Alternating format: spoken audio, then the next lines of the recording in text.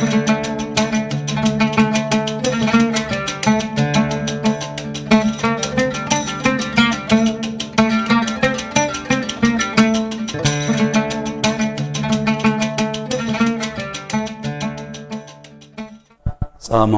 warahmatullahi wabarakatuh.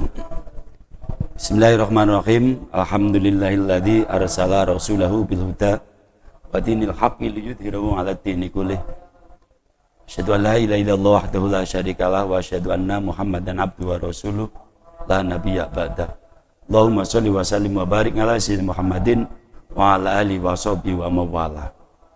Pemirsa yang dirahmati Allah Subhanahu wa taala, muslimin muslimat yang kami hormati dan yang berbahagia, puji syukur atas nikmat dan karunia Allah Subhanahu wa taala yang telah diberikan kepada kita semuanya, sehingga sampai detik ini kita masih diberi kebebasan oleh Allah Subhanahu wa taala untuk menikmati hidup dan kehidupan di dunia ini, sehingga kita masih terus eksis beribadah kepada Allah Subhanahu wa taala.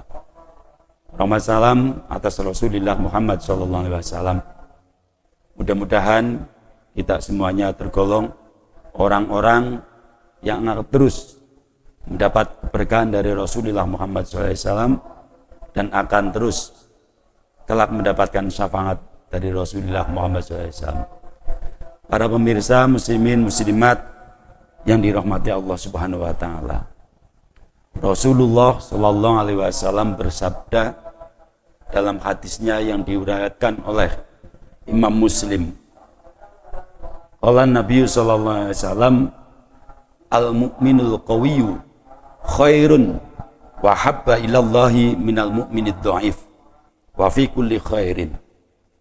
Yang artinya, mukmin yang kuat itu lebih baik dan lebih dicintai oleh Allah Subhanahu wa taala daripada mukmin yang lemah dalam setiap kebaikan. Al-mu'minul qawiyyu huwa qawiyul iman alladzi indahu minal ilmi wal basirah wal khauf minallahi ta'ala ma yaj'alu qawiyul iman. Yang artinya, maksud daripada mukmin yang qawi, mukmin yang kuat adalah kuat dalam imannya. Kuat dalam iman, siapa orang yang kuat dalam imannya?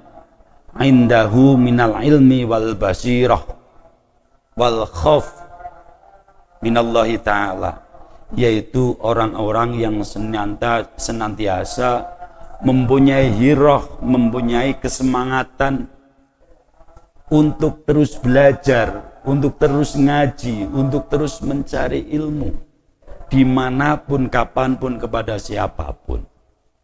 Jadi orang yang kuat imannya itu orang yang tidak henti-hentinya untuk terus mencari pemahaman atau mau menuntut ilmu dimanapun ia berada.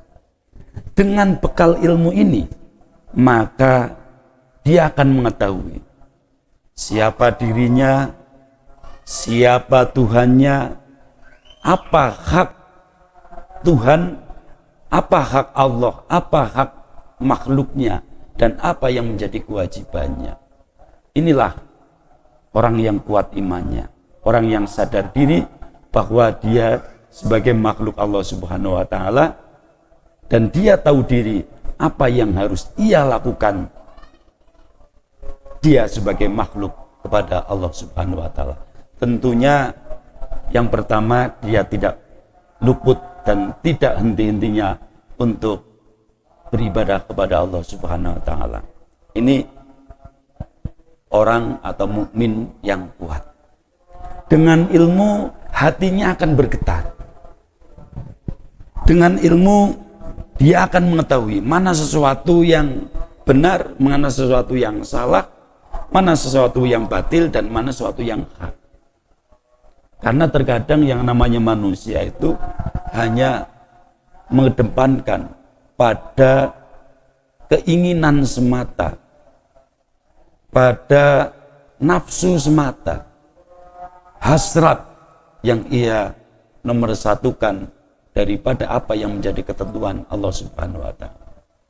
berbicara pada mukmin yang qawi atau mukmin yang kuat, seperti tadi saya sampaikan, adalah orang yang terus belajar, dan ketika sudah belajar dia akan tancapkan dalam hatinya. Setelah ada dalam hatinya, maka dia akan dikembalikan kepada akalnya dan dia akan berpikir. Makanya ketika berbicara pada keimanan kita kepada Allah Subhanahu wa taala, yang disebut dengan orang yang beriman adalah orang yang mukmin, tidak lepas dari ilmu, hati, dan akal pikiran.